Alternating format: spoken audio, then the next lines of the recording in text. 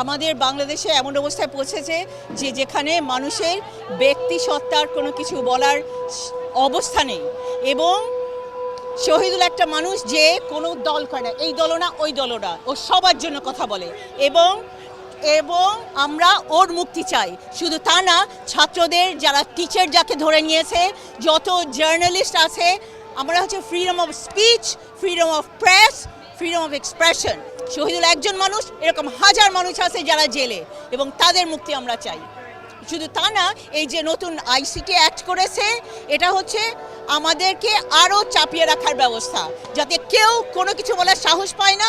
এটা একটা কল্পনার বাইরে। আর বাংলাদেশ আমাদেরও, আমি বাংলাদেশে বড় হয়েছি। Hi everyone, my name is Alia Iftikhar. I'm with CPJ Asia. I'm here with Shamima Khan, who is Shahidul Alam's cousin. Thank you for speaking with us today, Shamima. Thank you for taking this time. So can you just start by telling me a little bit about Shahidul Alam? Who is he and, about his work? So Shahidul Alam is an internationally known photojournalist, an activist and a reporter. He has published all over the world. He has been awarded many distinguished awards. His first thing that he did in Bangladesh was to do a Chobi Mela, which means a fair of photographs. And his point was to uphold what Bangladesh really is about, to give the world outside a better image of Bangladesh. And that was on the Liberation War, where he curated photographs from all over the world to say this is what Bangladesh's struggle for liberation was.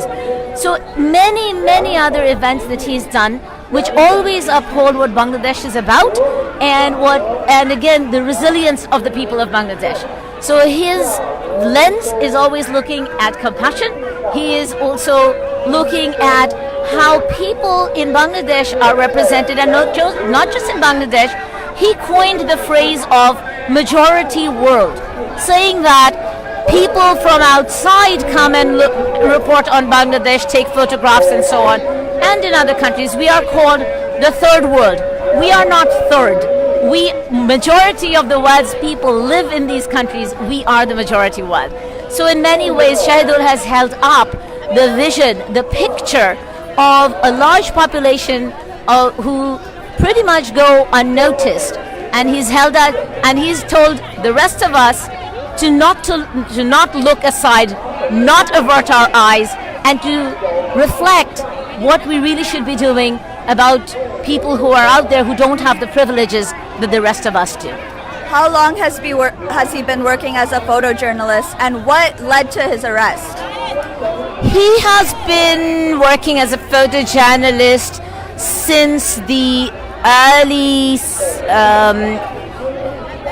late 70s, early 80s in Bangladesh. He did his graduation in England and then he moved back to Dhaka because he felt that what he was doing wasn't helping people. It wasn't really giving him satisfaction. So what he then ended up was to pursue his passion, and that was photography.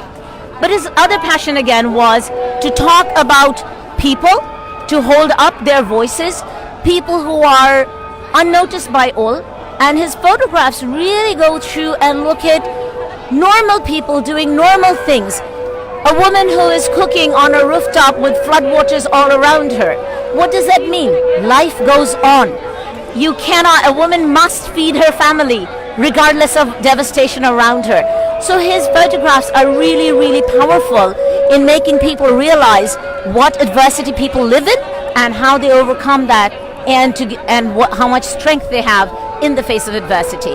He was imprisoned by the government because of coverage that he did of student protests in Bangladesh following an incident where a speeding bus killed 2 students, and students across the country came onto the streets. Shahidul was taking photographs of students being abused as police stood by.